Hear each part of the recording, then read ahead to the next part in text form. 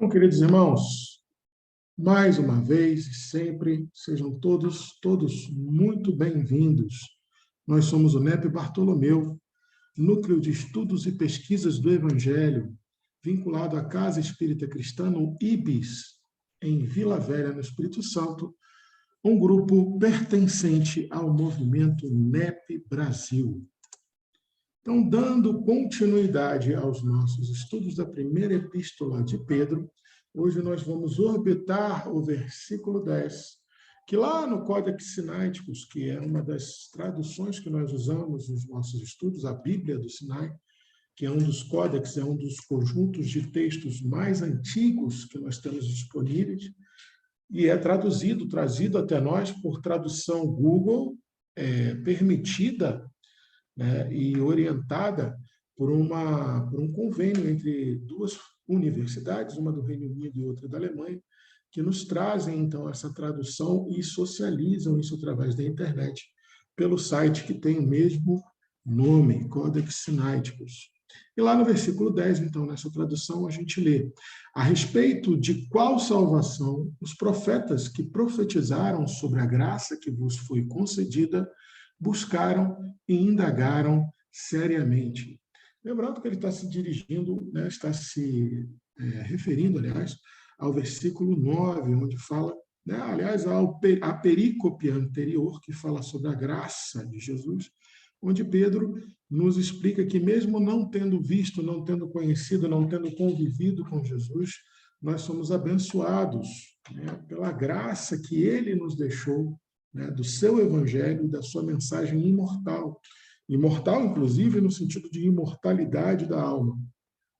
E aí ele fala que a nossa salvação, como finalidade, como fim, como prêmio, como consagração da nossa fé, seria exatamente esse entendimento, essa vivência evangélica a partir dos preceitos do nosso Mestre Jesus.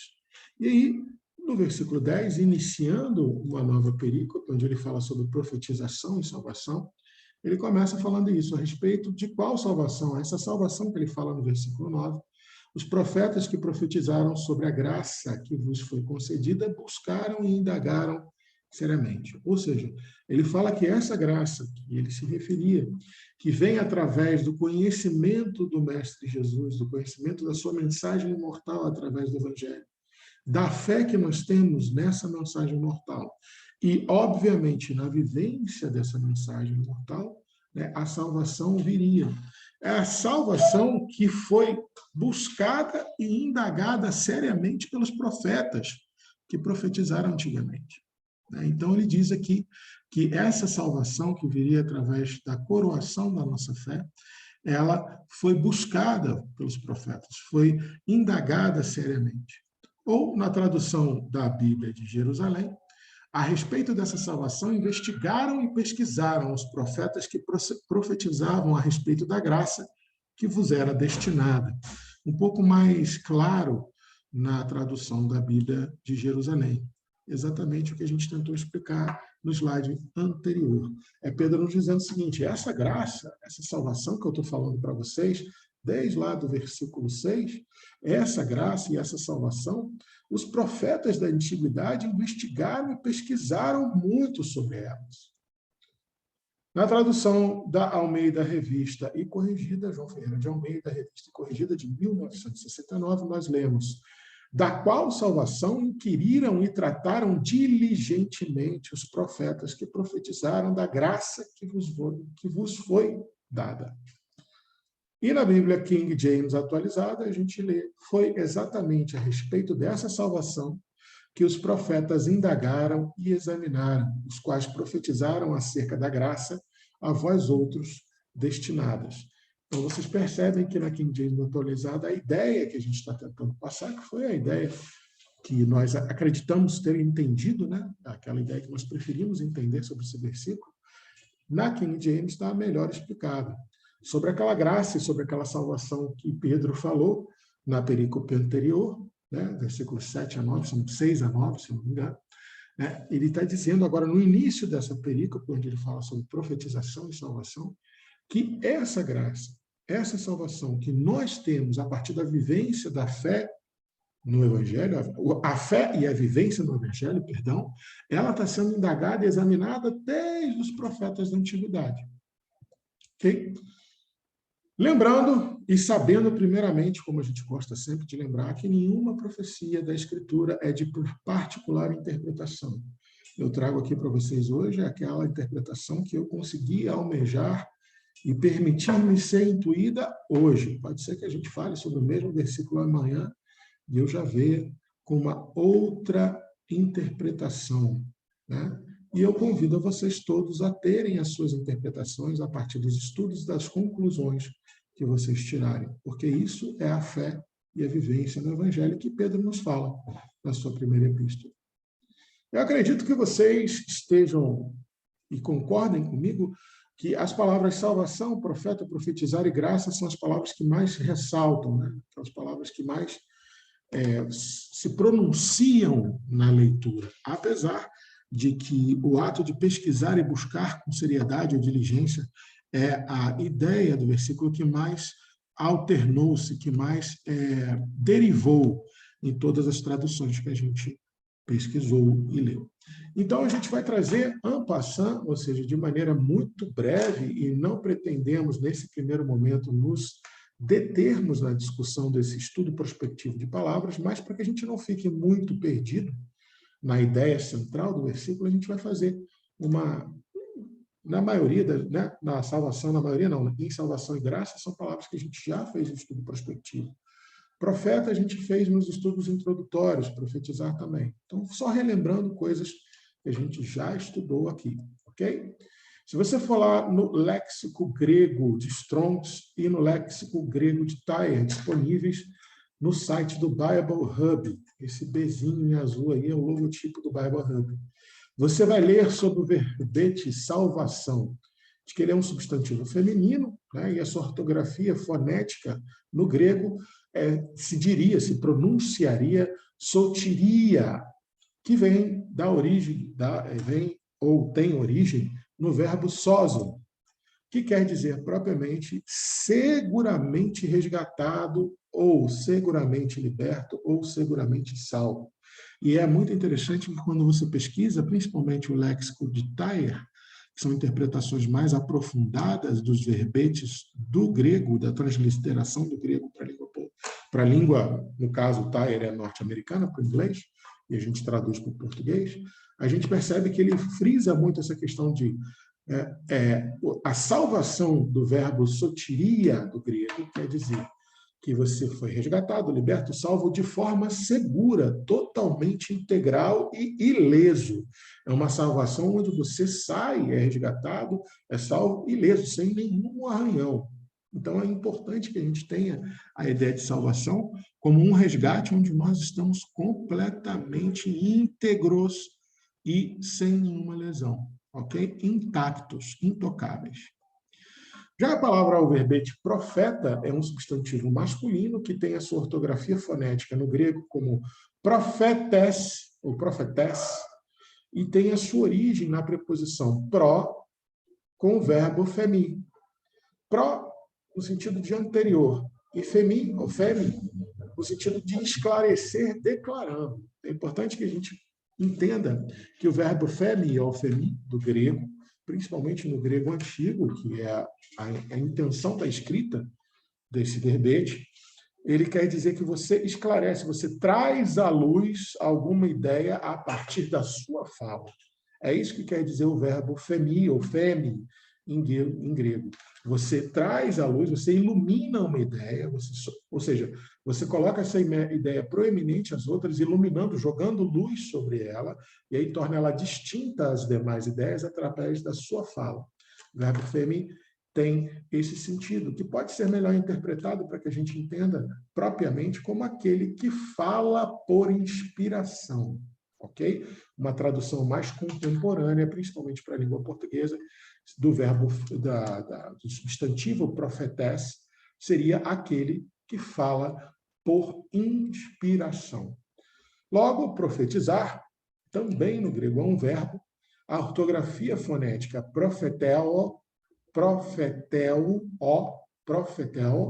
é originado ou origina. A gente não sabe se ele é originado do substantivo profetess, que a gente acabou de estudar, ou se ele é a origem do substantivo profetess. Não se tem certeza sobre isso. O que a gente sabe é que profetel quer dizer propriamente esclarecer de antemão, predição divinamente capacitada. No grego antigo, esclarecer de antemão é quando você já começa explicando, olha, é o nosso, primeiramente, eu gostaria de dizer, né, é o esclarecer de antemão. Isso, o sentido mais antigo do verbo profetel. Agora, na nossa tradução, principalmente para a língua portuguesa mais contemporânea, ele é mais traduzido, não quer dizer que seja melhor traduzido, mas ele é mais traduzido com a ideia de predição divinamente capacitada. Já o verbete graça, ele é um substantivo feminino que tem a sua ortografia fonética no grego como karishi ou charis, charis, karishi ou charis, charis. São as fonéticas aceitáveis para o grego. E ele tem um correlato na língua hebraica, né? Se acredita, inclusive, que esse correlato da língua hebraica tenha sido o determinante para o verbete karishi, ou charis, que é o kaná do hebraico. Kaná, em hebraico, quer dizer graça estendida exclusivamente por vontade divina. A ideia da palavra kaná para a cultura hebraica é o seguinte: Deus vem e derrama sem distinção, sem limites, livremente. Ele vem e derrama livremente a sua vontade divina por todos que ele queira estender. Para todos e por todos que ele queira estender. É um verbete de complexa definição, complexo estudo de palavras, então, para que a gente não caia em escolásticas, né? Que a gente não caia em discussões infrutíferas e excessos de preciosismo, a gente vai admitir que ele é melhor traduzido como graça mesmo, nessa ideia de que Deus vem e derrama as suas bênçãos, sua vontade divina, por todos aqueles que Deus deseja, né? Sem limite nenhum, totalmente livre. Ok? E aí, fica para a gente estudar hoje. Eu gostaria de convidar as nossas queridas amigas que estão aqui conosco hoje, para a gente orbitar esses dois verbetes, o pesquisar e o procurar cuidadosamente, ou procurar diligentemente, ou pesquisar diligentemente, cuidadosamente, ou buscar cuidadosamente e diligentemente. São traduções possíveis para o verbete que a gente vai estudar em seguida. Só lembrando que lá embaixo está errado, é 1 Pedro 1:10. Esqueci de corrigir, perdão. A palavra pesquisar, ela é um verbo também na grafia, também na palavra grega, é um verbo que tem sua ortografia fonética como exetel, ou exetel, ou exetel. A gente vai assumir, então, aqui a exetel ou exetel. Vem de uma proposição ek ou ex e o verbo zeteo, que quer dizer, na junção dos dois, ek ou es, quer dizer ex, né? Ek ou ex, quer dizer fora de e para. Essa ideia é bem complexa mesmo. Quando você faz o estudo prospectivo dessa preposição, ek ou ex, você entende que é o seguinte: ela quer dizer que algo está sendo retirado do seu íntimo para ser revelado para alguma intenção ou com algum propósito. Ou seja, é extrair com propósito. Mas a melhor tradução para o português é fora de e para. É junto, tá, gente? É essa ideia de extrair com algum propósito específico. A preposição ex. E o verbo zeteo quer dizer procurar indagando, procurar através de pergunta, inquirir, investigar, né? Aquela procura que você vai perguntando. E como se faz na investigação policial? Você vai averiguando, vai perguntando, e aí você vai achando as ideias que você deseja, vai esclarecendo o ponto que você deseja. Então, exetel ou exetel quer dizer propriamente examinar minuciosamente. De preferência, um examinar minucioso com um propósito definido. Okay? É um examinar minucioso tendenciado por alguma vontade do examinador.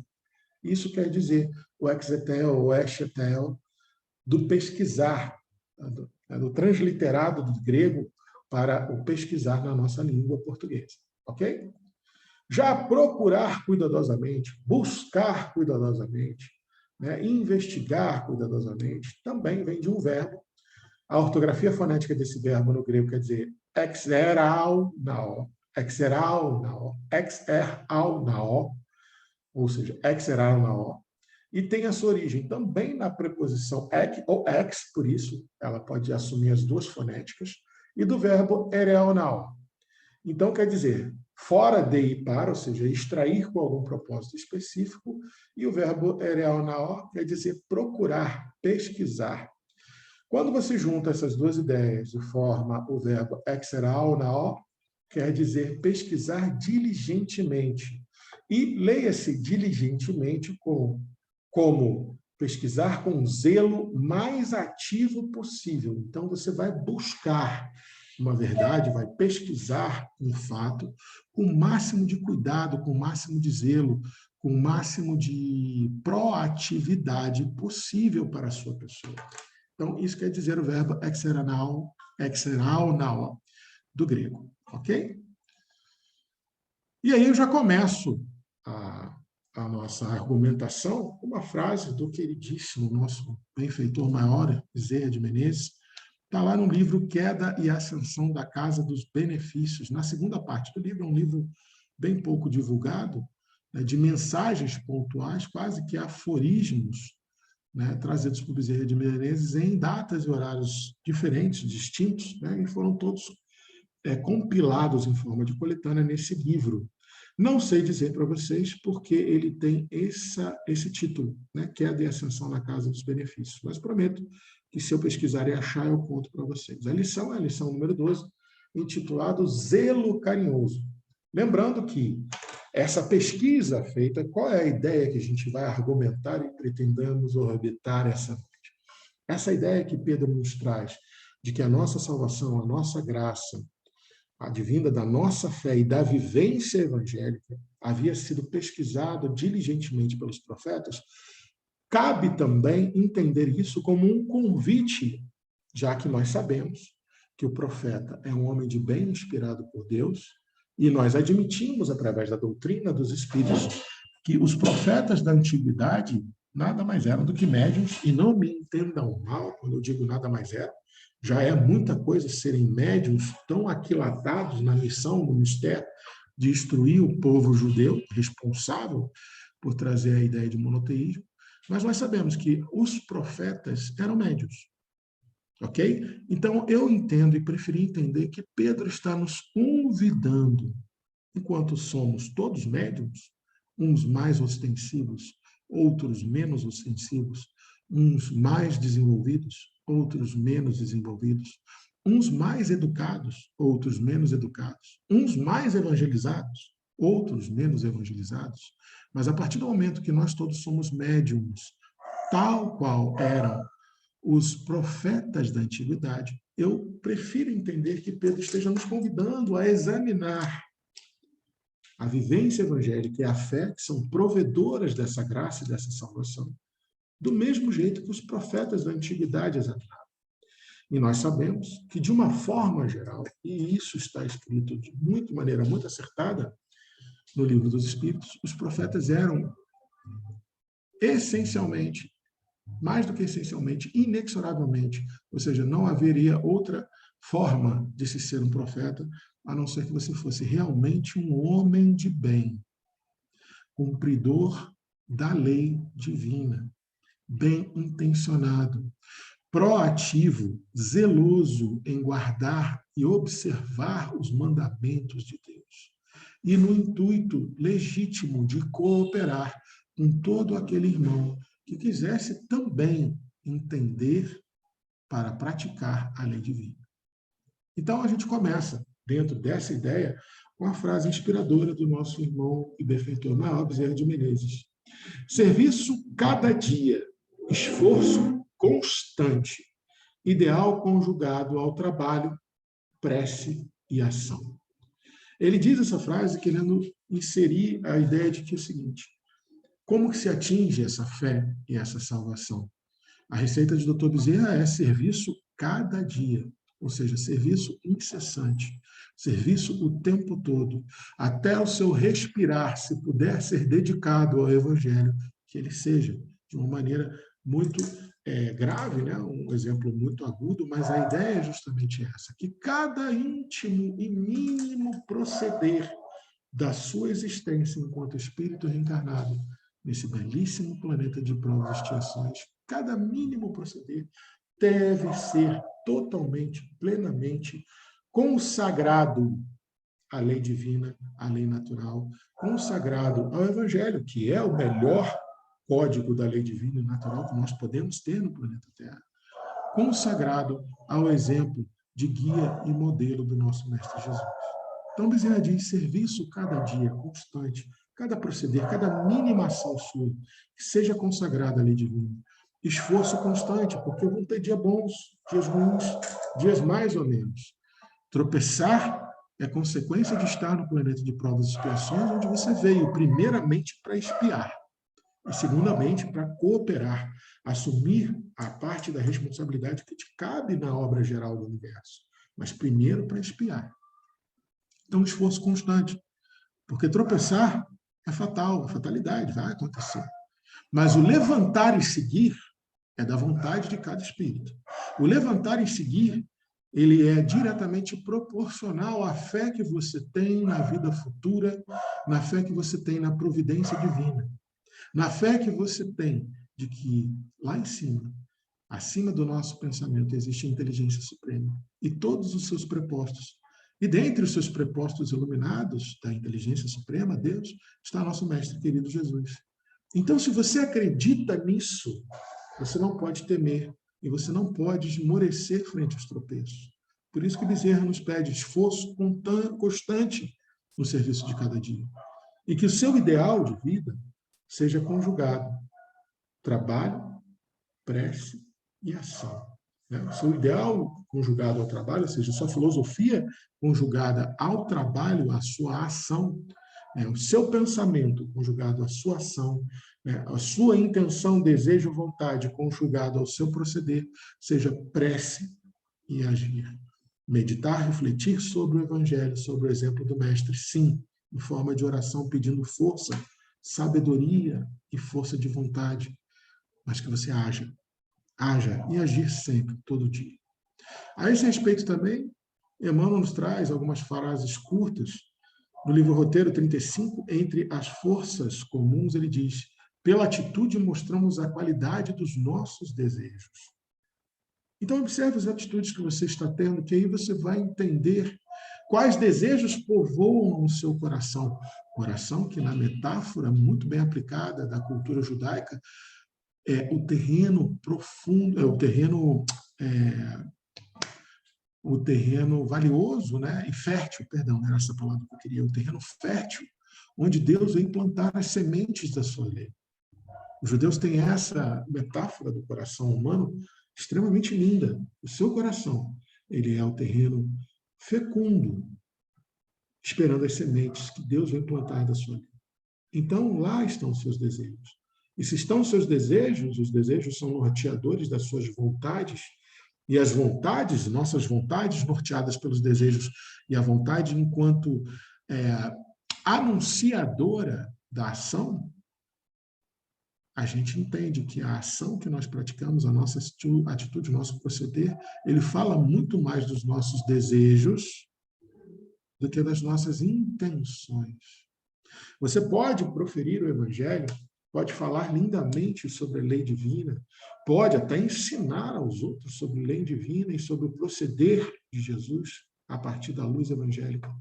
Mas se a sua atitude não é concernente com aquilo que você prega a respeito do Evangelho, admita, os seus desejos não são tão legítimos a respeito do Evangelho quanto você pensa. Que os desejos motivam, são combustível da vontade. E a vontade é o arauto, é o anunciador, é o apóstolo da sua atitude. Vontade é quase agir. Então, observe as suas atitudes, observe como você procede, para você entender melhor as suas vontades e poder tratar essas vontades com mais zelo, porque a sua relação com o Evangelho vai ficar, obviamente, mais cristalina, mais legítima, mais sincera, mais profícua, mais efetiva e excelente. Outra frasezinha curta que o Emmanuel traz, já no Seara dos Médiuns, capítulo 40, verbo e atitude, ele diz o seguinte: se o verbo apresenta, a atitude dirige. Ou seja, você vai, a boca fala do que está cheio o coração, mas a atitude sua, ela dirige. Porque o verbo pode apresentar, como eu falei. Você pode falar lindamente, você pode dar vários exemplos, mas se o seu proceder não é concernente ao seu discurso, a atitude é que vai dirigir tudo. Você, a percepção que você tem do mundo e a percepção de que o mundo tem de você. Então, verbo e atitude, com muito zelo e esforço, tem que ser uníssonos no seu proceder. Verbo, proceder, desejo, vontade, tem que ser uníssonos. E como que nós colocamos todos esses aspectos da existência humana em unicidade, em consonância, através dessa busca diligente que os profetas da antiguidade faziam e que Pedro nos convida a fazer também. Examinar a lei de Deus, que está na nossa consciência, está na sua consciência, na minha consciência. O homem de bem é aqueles que melhor a examinam, são os que a praticam melhor. Então, buscai com diligência, com zelo, com esforço, com constância, com perseveração, o entendimento evangélico de como o seu proceder deve estar em uníssono com o seu desejo. Mude o seu coração primeiro e você não vai precisar se preocupar com as suas atitudes, porque elas vão ser o eco da vontade que nasce no seu coração. Se você plantar as sementes divinas, como é a metáfora israelense, a metáfora da cultura judaica, se você fizer do seu coração um campo vasto e fecundo de inúmeras sementes da lei de Deus, acredite, quando elas germinarem, florescerem, frutificarem, você nunca mais vai precisar se preocupar com as suas atitudes, porque elas vão ser ecos, reflexos diretos dos desejos límpidos, sinceros e legítimos que você vai ter no seu coração. Mas para isso, para que essas sementes sejam plantadas, é necessário, tal qual os profetas da antiguidade, mais do que profetizar, mais do que predizer, buscar a verdade. Porque todos nós idealizamos a figura do profeta, assim como todos nós idealizamos a figura do médium na contemporaneidade como alguém que é anunciador de algo extraordinário referente à lei divina. E assim eles o são. Essa é uma das metas e das missões de todos os médiuns em qualquer época da humanidade. Dar passividade a irmãos sofredores para que eles possam ser doutrinados e possam aceitar a ajuda, né, aceitar a albergação, né, o acolhimento nas esferas superiores e predizer, pronunciar a lei. Né, vir trazer tanto a advertência, a admoestação, quando nós estivermos errados, como trazer a predição. E os profetas, se você examinar historicamente, os profetas de Israel tinham essa dualidade. Eles se levantavam dentre o povo, ou seja, eles se distinguiam dos demais judeus, para, primeiro, predizer o futuro que aguardava, se eles permanecessem naquele erro ou naquela conduta inapropriada frente à lei de Deus que eles tinham recebido de Moisés no Sinai. Por isso, o seu verbo pode te apresentar, mas quem te dirige é a sua atitude. Você pode ser um excelente profeta, um excelente médium. Você pode, sim, dar passividade a irmãos espirituais que queiram trazer mensagens de até considerável valor moral. Mas é necessário que, primeiro, a sua vida seja reflexo das mensagens que você traz. Porque, senão, qual a valência? O próprio Kardec fala na doutrina, na codificação, quando ele codifica a doutrina dos espíritos, ele fala mais de uma vez, livro dos espíritos e livro dos médiuns, no mínimo, ele chama a nossa atenção para isso. No Evangelho também, quando ele fala de Jeremias e os falsos profetas. Observa os frutos, porque pelos frutos o reconhecereis. Seja quem for o médium, ouça, porque Paulo falou aos Tessalonicenses, e esse exemplo cabe a nós também. Observai a tudo e retém o que for bom. Mas entenda que observar a tudo não é reter tudo. E quando Paulo nos orienta a reter o que é bom, ele orienta a reter o fruto bom. Então, observe de quem você ouve aquilo que você julga ser bom e veja se aquilo que é falado é refletido no proceder e no existir, na vida, na procedência da pessoa que fala. Por isso que nós, e com muita tranquilidade de falar isso, sem falsos moralismos ou sem acreditar de que, de algum modo, eu posso estar sendo arrogante ou prepotente, por isso que nós falamos com muita tranquilidade da mediunidade de Chico Xavier. Porque esse Chico foi uma pessoa boníssima. A vida dele foi quase que devotada exclusivamente à caridade mediúnica e à caridade material. O que vinha através das mãos, do lápis, da pena e da voz de Chico tinha um proceder condizente com a atitude. Tinha um proceder, um verbo condizente com a atitude. Ele tinha um proceder que era endossado pela vida ilibada e caridosa de Chico. Então é isso que se convida a fazer e que Bezerra e Emmanuel nos convidam a fazer. Tanto com nós, começando por nós. Observe se o que você fala condiz com a sua atitude e depois examina aqueles que você ouve. O proceder deles é condizente? E, ao final disso, você vai estar pronto para realizar o que Paulo fala aos Coríntios, na primeira epístola, capítulo 12, versículo 31. Buscai com zelo os melhores dons.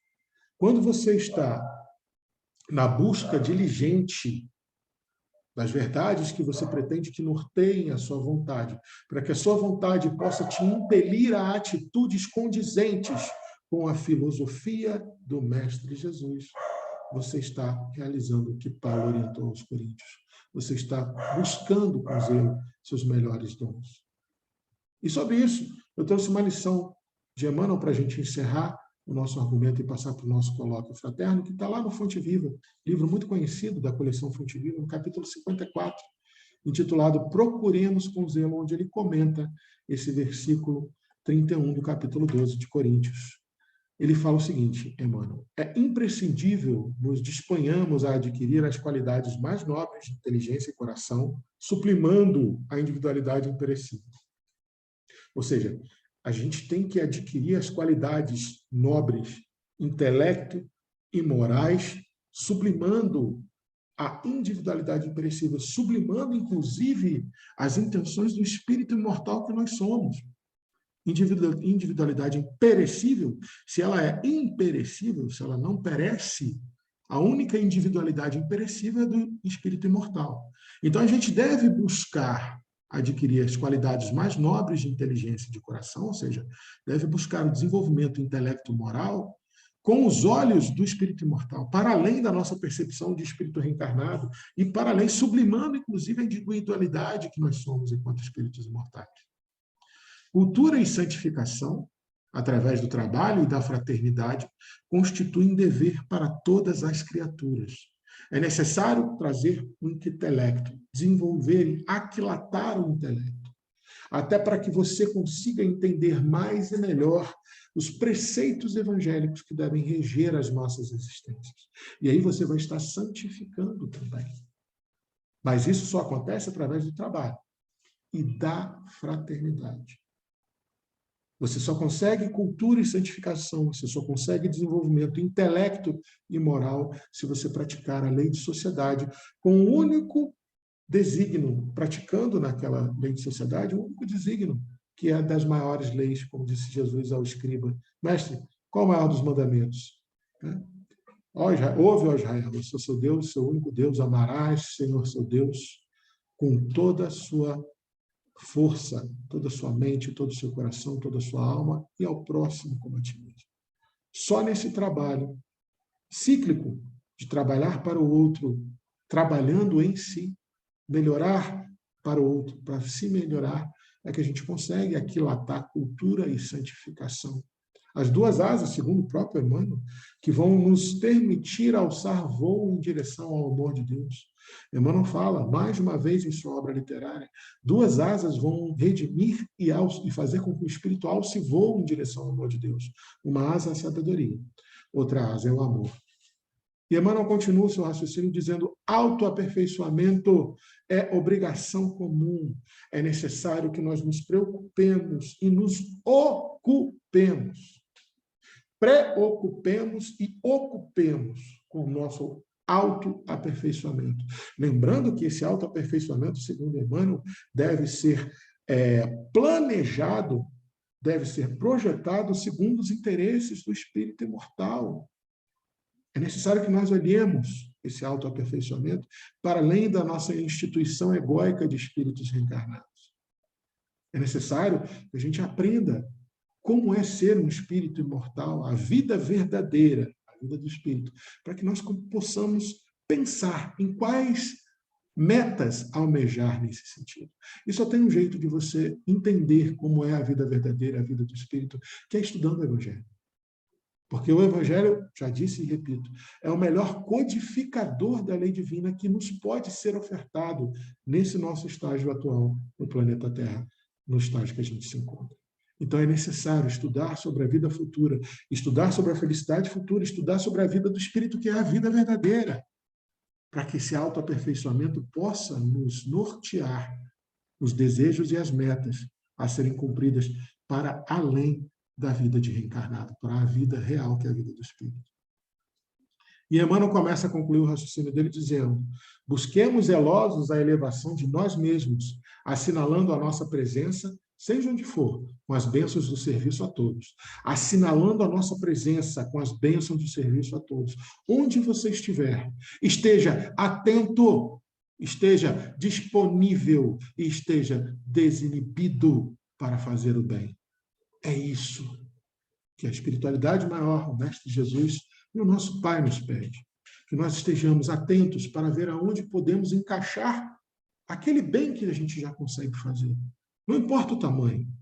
Observe, esteja atento, esteja sempre disponível para fazer. O bem que te cabe, o bem no limite das suas forças, o bem que você já consegue fazer. E desinibido, porque não tem vergonha, não existe maior ou menor bondade que você possa fazer. Existe a bondade que você faz agora, existe a bondade que você prefere adiar para fazer depois. Não tem bondade maior ou bondade menor. Não tem caridade maior, caridade menor. Tem caridade feita e caridade não feita. E aí Emmanuel conclui: e tão logo estejamos integrados no esforço digno dentro da ação pessoal e incessante no bem, o alto nos descortinará mais iluminados caminhos para a ascensão. É necessário que nós nos aprimoremos, porque, como Jesus fala aos apóstolos, quando ele desce da Galileia para a festa dos tabernáculos em Jerusalém, um pouco antes da sua crucificação, segundo o Evangelho de Lucas, ele fala assim: orem incessantemente e peçam mais ceareiros, porque a seara é grande e os ceareiros são poucos. É necessário que a gente se aprimore para que a espiritualidade, o Mestre Jesus e o nosso Pai maior possam contar cada vez mais conosco.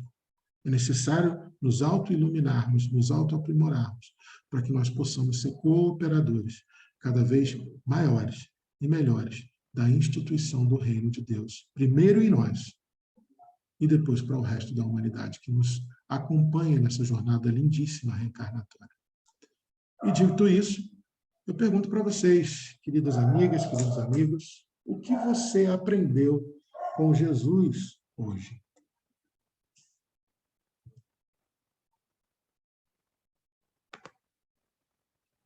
E aí eu deixo para vocês. Quem gostaria de começar falando? Qual parte da argumentação tocou mais o coraçãozinho de vocês? Vocês concordam com o que foi dito? Discordam de alguma coisa? Querem trazer um novo paradigma? Diga, Gabriela. Boa noite, querida. Boa noite, pessoal. Já começo, eu aprendi isso com o João, viu, João? Aprendi com você, um dia desse eu citei lá no Net. Já começo pedindo indulgência. Como é que é? Já começo pedindo a indulgência dos amigos, das amigas.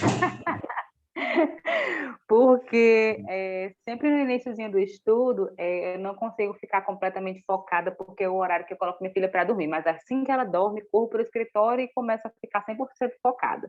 Então, Que assim, coisa pode linda. ser que então, pode ser que eu fale qualquer coisa que você já tenha falado bem, né? Mas, assim, que me chamou a atenção? Na sua fala, na fala que eu peguei, e também nesse trecho que a gente está estudando hoje. Como você bem disse, Pedro nos traz essa importância do conhecer, do estudar, do pesquisar, quando ele vem dizendo a respeito dessa salvação, que investigaram e pesquisaram os profetas que profetizaram a respeito da graça que vos era destinada. E eu me perguntei, que graça era essa? Né? O que é que esses profetas falaram? O que é que os profetas de Israel profetizavam para nós? Além de outras coisas, mas a principal dela não era a chegada de Jesus, não era a chegada do Messias, não eram esses ensinamentos que assim vieram para nos revolucionar, revolucionar o nosso espírito, nos chamando para o amor. E aí, mais uma vez, acho que a gente já falou até nos 2 últimos encontros, sobre realmente a importância de conhecer o Evangelho, a importância de conhecer essa graça. E aí me lembrei de Alcione, né? Quando ela diz que o Evangelho precisa ser conhecido, meditado, sentido e vivido. E aí é nessa última partezinha, né? E aí me lembrei de uma coisa que você falou aí sobre a questão das quedas, né? Que é mais ou menos assim, que as quedas são inevitáveis, faz parte do percurso. E a gente vai estudando, vai meditando, vai sentindo e vai tentando viver o Evangelho. Porque, apesar da gente, assim, eu me refiro sempre ao NEP, da gente estar aqui meditando palavra por palavra, tentando conhecer, tentando sentir, mas não é só por isso que a gente está fazendo isso, que de repente o evangelho vai estar dentro de nós, vai estar refletido nos nossos atos, a gente vai tentar. E é nesse tentando, é nesse vivendo que a gente vai caindo novamente, aí volta, reflete, sem cair naquele abismo da culpa, mas simplesmente analisando nossos atos, analisando em que a gente se equivocou aí, e o evangelho vem com uma lupinha, pelo menos eu me sinto assim hoje com o evangelho, ele vem com uma lupinha ali mostrando, olha, aquele comportamento, aquela ação, aquela fala não foi correta.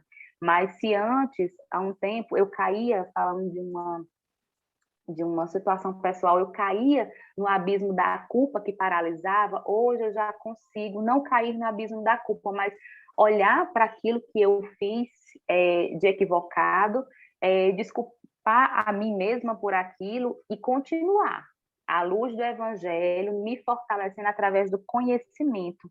E acho que durante todo, acho que desde o primeiro do primeiro versículo, a gente vem falando sobre essa importância do conhecer, porque é esse conhecer que nos fortalece. E a vivência, quando a gente vai lá para o último, lá em Alcione, passa por todo esse conhecer, meditar, sentir e viver. É na vivência, é no trabalho que a gente vai se melhorando, né? O viver, para mim, é esse trabalho de construção, da melhoria de nós mesmos. E eu faço meu evangelho no lar sempre antes do nosso encontro, que já era o dia do meu evangelho, e quando eu comecei aqui no Bartolomeu, eu antecipei um pouquinho para poder participar aqui com vocês. E aí, sempre que eu faço o evangelho no lar, a gente sempre pede, né, ao final, na nossa prece, que aquele estudo nos auxilie, que Deus nos auxilie a colocá-lo em prática, para que a gente possa vivê-lo. Que amanhã, por exemplo, nos apareça até circunstâncias em que eu possa testar aquilo que eu aprendi, aquilo que eu li, para não ficar só naquela questão do conhecer pelo conhecer.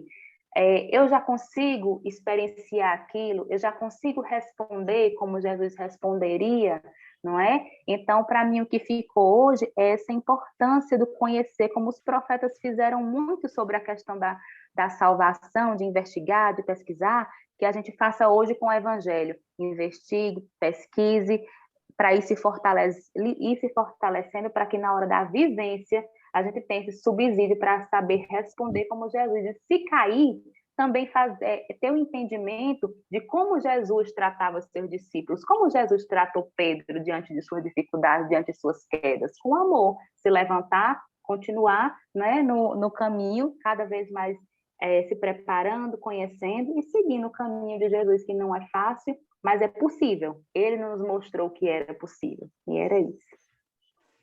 Nossa, lindo testemunho, Gabriela, obrigado. Primeiro, que coisa linda, né? Sua filha sai do Evangelho no lar e dorme antes de um estudo de NEP, dorme embalada pela preeminência de um estudo de NEP. Que coisa mais linda. Que legal.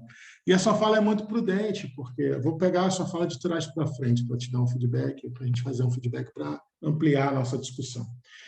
Quando você cita Pedro, eu sempre gosto de lembrar, já que o nosso paraninfo dos nossos estudos aqui, apesar de ser Bartolomeu, nossos estudos são permeados por Pedro. Pedro, quando acontece o incidente de Antioquia, daquela discussão entre ele e Paulo, que Paulo cobra de Pedro exatamente a legitimidade do discurso, que Pedro chega lá, começa a proceder de um jeito, e quando chegam os emissários de Tiago, lá da igreja de Jerusalém, ele começa a meio que ratear, proceder de outro jeito. E Paulo faz essa cobrança. Poxa, você é nosso líder, você é o exemplo, você é o líder do colégio apostólico. Como é que você vem aqui e procede de um jeito diferente daquilo que você prega?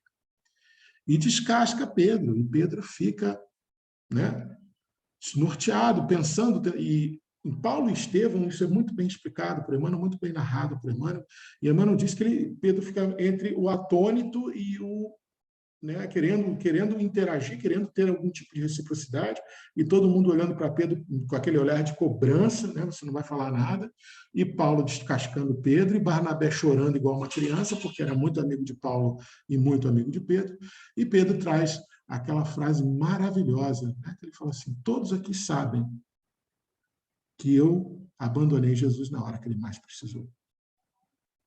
Não é segredo para ninguém os erros que eu tenho cometido. Mas eu quero dizer para vocês o seguinte, que a misericórdia de Deus, para mim, eu estou medindo a misericórdia de Deus pela profundidade do abismo das minhas fraquezas. Essa frase de Pedro, ela é extremamente impactante, porque fala sobre como que Deus aceita a nossa imperfeição, porque a graça de Deus é justamente o dom da perfectibilidade. Nós somos imperfeitos, mas por isso mesmo, por sermos simples, ignorantes, imperfeitos, fracos, justamente por isso nós somos perfectíveis. Justamente por isso nós somos passíveis de aprimoramento.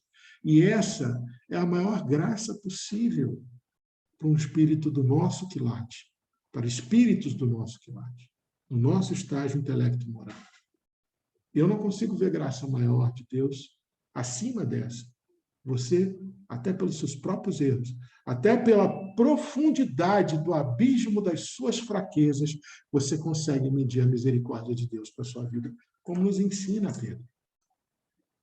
E justamente por ter essa fé na perfectibilidade, que nós somos impedidos, é um disparate, um contrassenso. Se você tem essa fé na graça da perfectibilidade, se você já consegue perceber que a misericórdia divina cai sobre você em proporção direta da profundidade do abismo das suas fraquezas, se você já percebeu isso, você não pode se deixar abater pela culpa.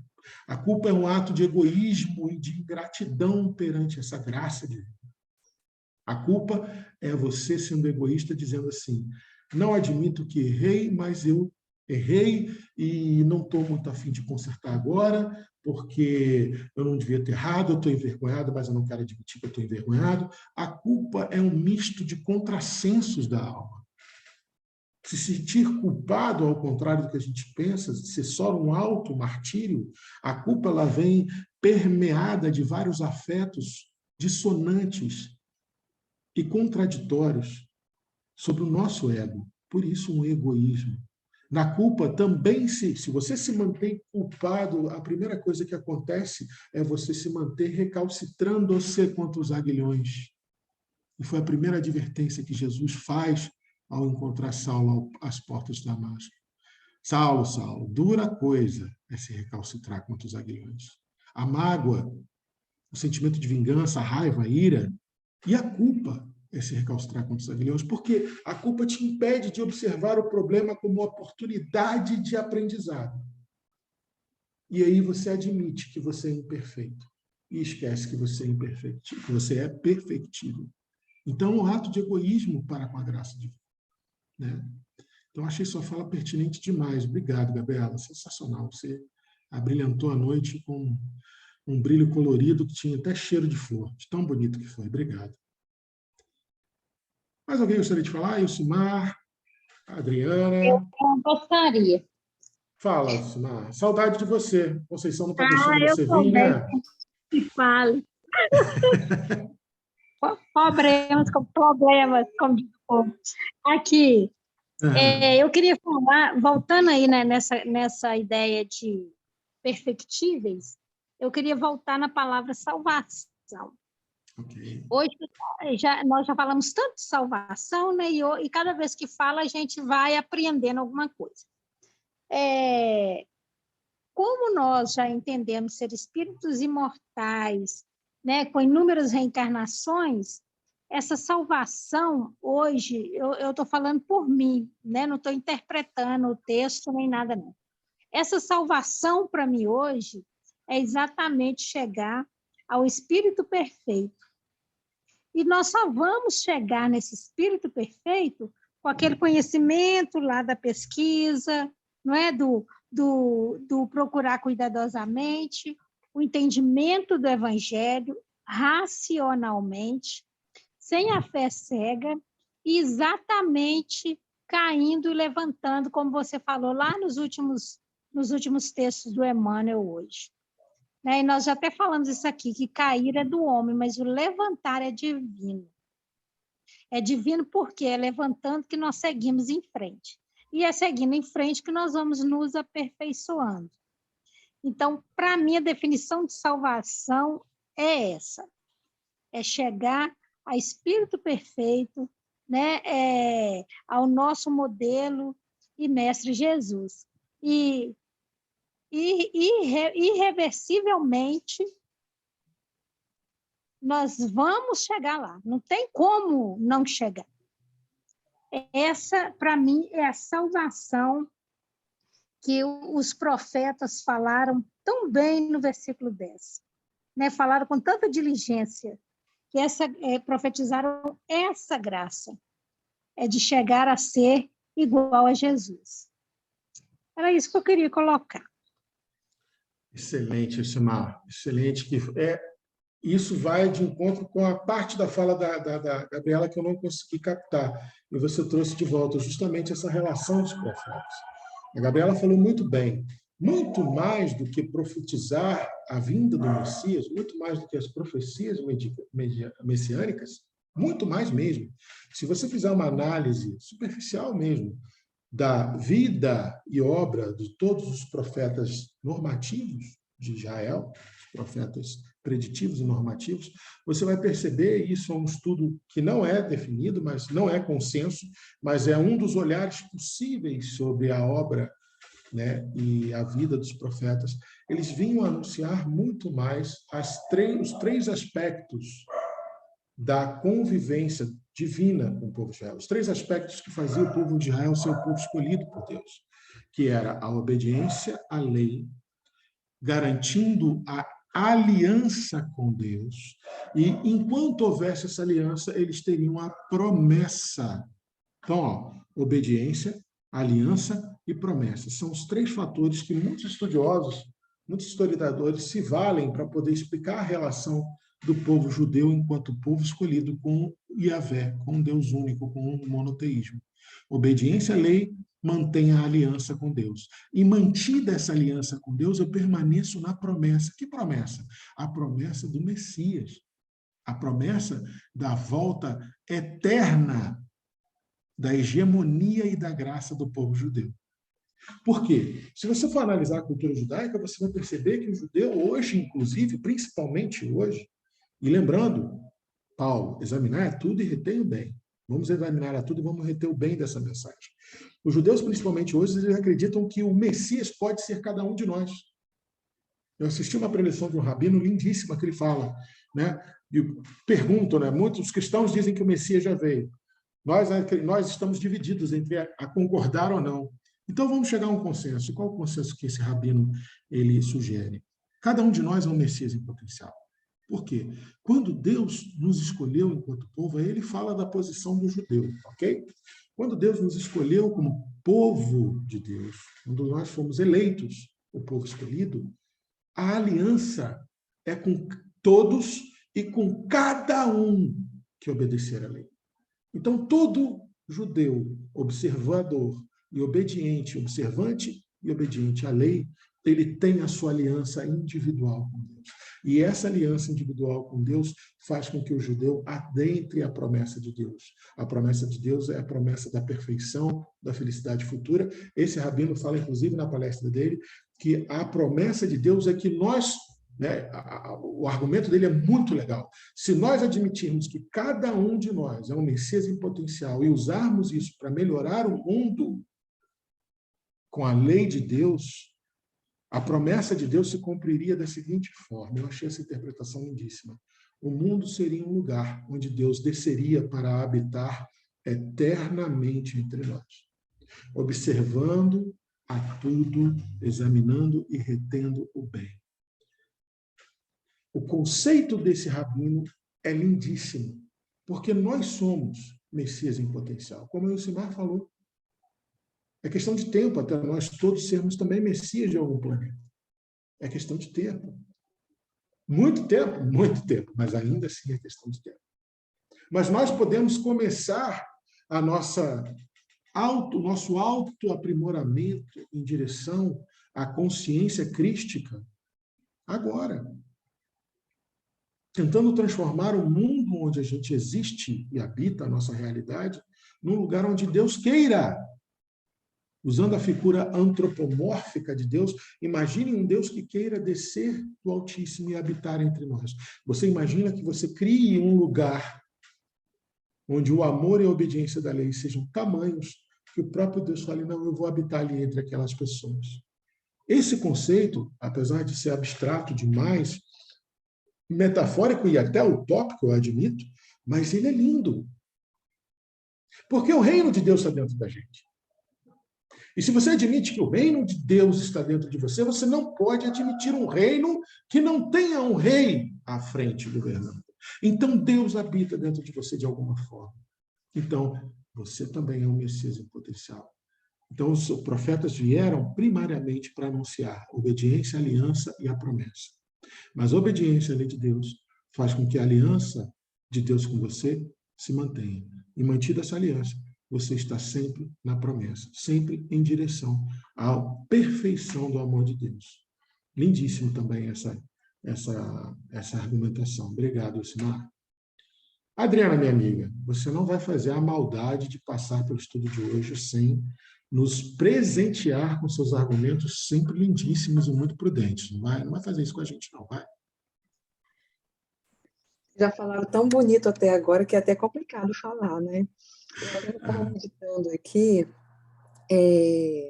sobre o amor de Deus por todos nós. Né? Que Ele vem, Ele nos cria simples e ignorantes, como nos diz o Evangelho segundo o Espiritismo, ali como uma folha em branco, né?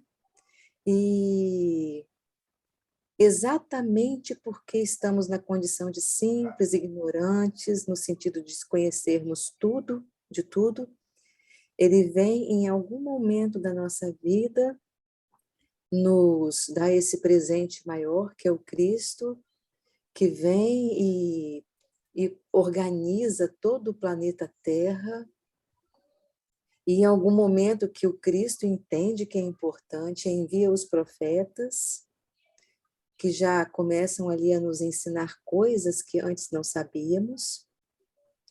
Os profetas anunciam a vinda de Jesus, né, o nosso Senhor, já predizendo algumas coisas, mas não tão completas como Jesus, né? E vem o Cristo, então, e nos apresenta esse evangelho que Ele traz para todos nós, que é exatamente um caminho para chegarmos até Deus. Desculpa, o caminho para chegarmos até Deus. Mas este caminho passa pelo Cristo, né? Porque Deus envia Jesus para nós irmos até Jesus, porque só através de Jesus chegamos a Deus. Então, como que Deus é imensa, ela é muito grande, e Ele vem, e o próprio Pai, o próprio Cristo nos concede essa graça, esse favor divino de nos amparar, de nos auxiliar, de nos ensinar que, se nós nos esforçarmos a cada dia, nós vamos conquistar a consequência desse esforço, e ela vai ser sempre de acordo. Então, se nós nos esforçarmos pouco, nós vamos ter a colheita proporcional, porque também, além do amor, tem a justiça, tem o amor divino e tem a justiça também. E essa justiça, que caminha junto com o amor, ela impera em nossas vidas, né? Então, o Evangelho é esse caminho espetacular que nós precisamos interiorizar para poder chegar até Jesus, para poder chegarmos a Deus, mas dando também o conhecimento. Olha, tudo que vocês fizerem vai trazer consequências, vai ser proporcional. E, ao mesmo tempo, nos convidando para nós podermos realizar ações, atitudes, tarefas, trabalhos para a própria edificação. E a consequência virá, que é essa graça, que é esse favor divino a todos nós. Então, nós só queríamos mesmo colocar, assim, que eu estou assim, com o coração abrilhantado aqui, com essa bondade de Deus, né? Porque o versículo fala que os profetas, né, que vieram e profetizaram da graça que nos foi dada, que vos foi dada. Então, é essa bondade de Deus que nunca nos deixa, nos cria simplesinhos, sem saber de nada, mas não nos abandona. E vem o Cristo e nos fala, né? Estarei convosco até a consumação dos séculos, né? Esses séculos da alma de cada um, de ignorância, de falta de conhecimento, de falta de amor uns pelos outros, dessa falta imensa que se comete no mundo em esquecermos que somos irmãos uns dos outros, né? Então, nós temos aí esse caminho maravilhoso para nós conquistarmos a nossa salvação, mas recebemos o verdadeiro roteiro, que é o Evangelho que Jesus nos trouxe. João. Adriana, como eu gosto das suas colocações. Muito obrigado, gratidão por você ter trazido isso para a gente. Gratidão. E é isso mesmo, gente. É isso mesmo. Como é maravilhoso a gente perceber, ou vou refazer minha fala, como é tranquilizante, consolador, extremamente esperançoso você perceber a viabilidade clara, a possibilidade cristalina de sermos realmente princípios inteligentes imortais e termos o direito de jornadear pela obra divina, pelo cosmos, pelos multiversos criados por Deus, pela suprema inteligência, causa primária de todas as coisas. Aprendendo em microfrações e lampejos, aprendendo em escalas infrasubatômicas sobre a lei dele. E vivenciando a lei através do amor, e a lei sendo entendida por nós, sendo interpretada e vivenciada como amor. Isso é muito bom, gente. Eu realmente não sei como ainda temos irmãos que resistem, que se recalcitram contra os aguilhantes.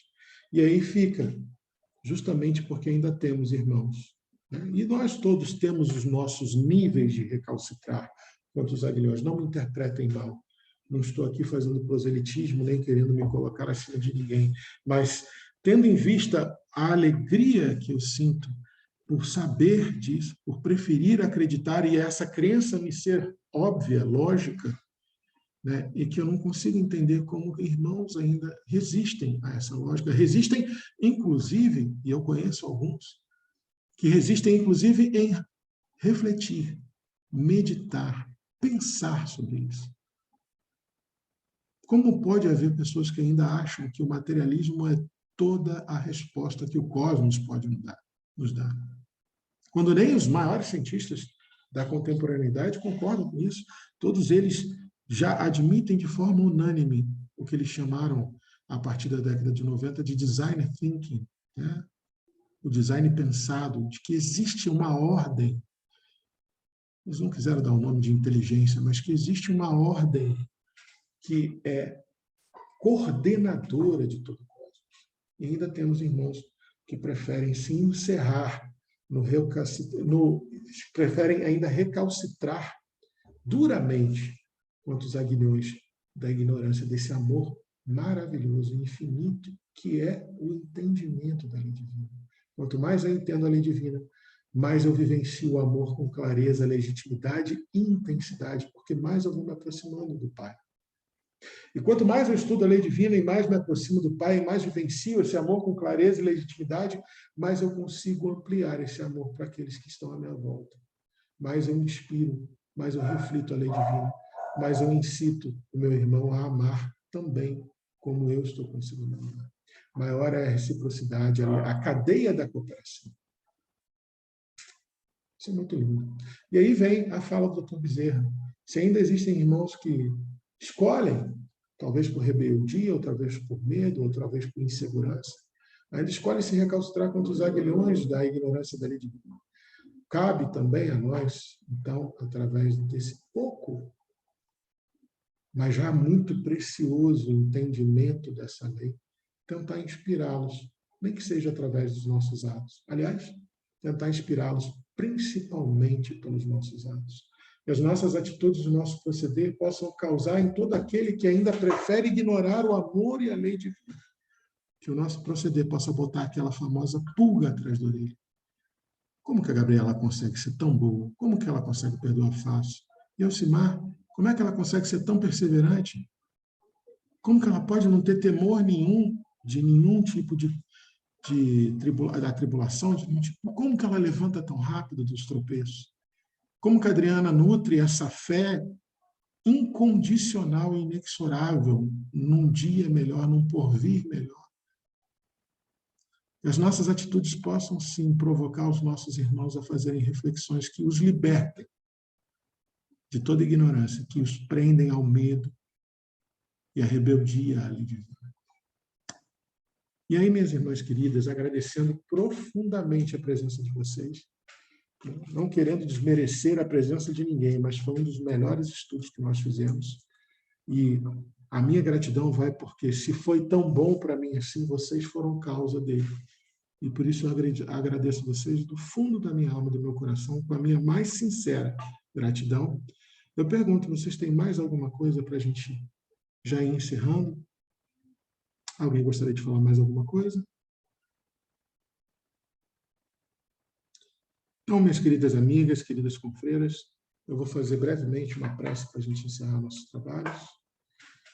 Convido a vocês a elevarmos todos em uníssono o nosso pensamento a Deus, em gratidão sincera, em gratidão plena, porque o que nós pedimos no início do estudo, o Pai, através do Mestre Jesus e dos seus prepostos, os trabalhadores da espiritualidade, e vocês, companheiros de jornada reencarnatória, aquilo que nós pedimos a Deus no início do estudo se cumpriu agora. As sementes foram jogadas no solo fértil dos nossos corações e o nosso colóquio fraterno, a nossa troca de conhecimentos, o nosso construir coletivo desse saber, que ultrapassa qualquer individualidade, vai adubar e vai regar cada sementinha dessa. E brevemente, eu dou para vocês certeza que brevemente elas vão começar a germinar. E aí eu peço ao Pai, sabedoria e força de vontade, Pai. Sabedoria e força de vontade. Sabedoria e força de vontade. Para que eu permaneça cada vez mais atento, cada vez mais disponível e cada vez mais desinibido a fazer o bem através daquilo que eu já entendo da sua lei, Pai. E agradecendo muito a oportunidade de sermos aspirantes a cooperadores do seu Evangelho, Mestre Jesus. É que nós te agradecemos por nunca ter desistido de nós. Desde sempre, quando o Senhor recebeu esse orbe das mãos do próprio Pai Celestial. Eu imagino que o Senhor tenha visto o nosso rebanho chegando e tenha nos amado desde esse momento, desde esse instante. E por isso eu te sou grato, Jesus. Sê conosco hoje e sempre, Pai. e permite que nós sejamos contigo também, sempre, sempre, para todo sempre, até o final dos tempos. Em seu nome, honra e glória, Pai, hoje e para todo sempre. Em nome do Mestre Jesus, nós te pedimos humildemente que assim seja. Queridas, excelente semana para vocês. Espero vocês todas no NEP Alcione, domingo à noite. E semana que vem possamos estar todos aqui juntos, com a graça de Deus. Que assim seja. Boa noite, pessoal. Amém. Boa noite. Fiquem com Deus, queridas. Boa noite. Boa noite. Tchau, tchau.